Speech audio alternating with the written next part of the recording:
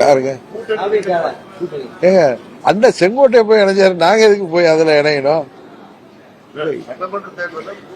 கூட்டணின்னு கேளுங்க, அதை விட்டுட்டு இணைவீங்களா அப்படி கேளுங்க பிரதர். கூட்டணியா கொஞ்சம் பொறுமையா இருங்க, இன்னும் டைம் இருக்கு. அம்மா மக்கள் முன்னேற்ற கழகத்தை தவிர்த்து விட்டு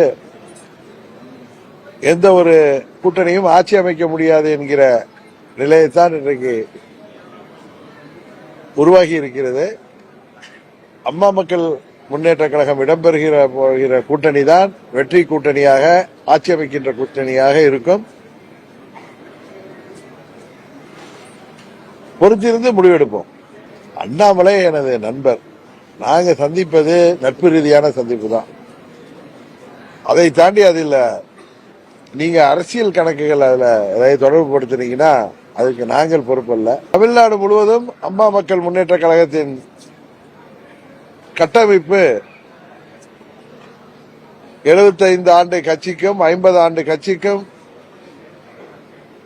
இணையாக இருக்கக்கூடிய அளவில் எங்கள் கட்டமைப்பை எங்கள் நிர்வாகிகள் பலப்படுத்தி இருக்கிறார்கள்.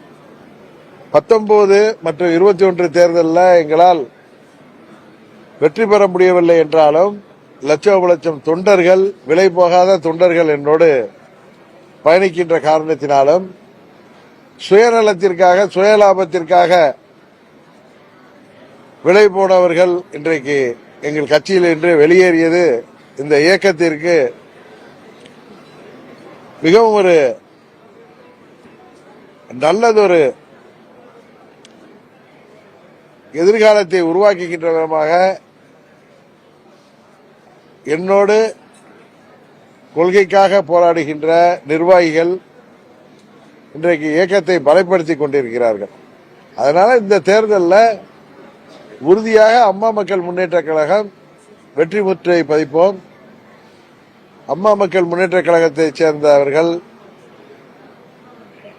சட்டமன்றத்திலே உறுப்பினர்களாக உறுதியாக செல்வோம்.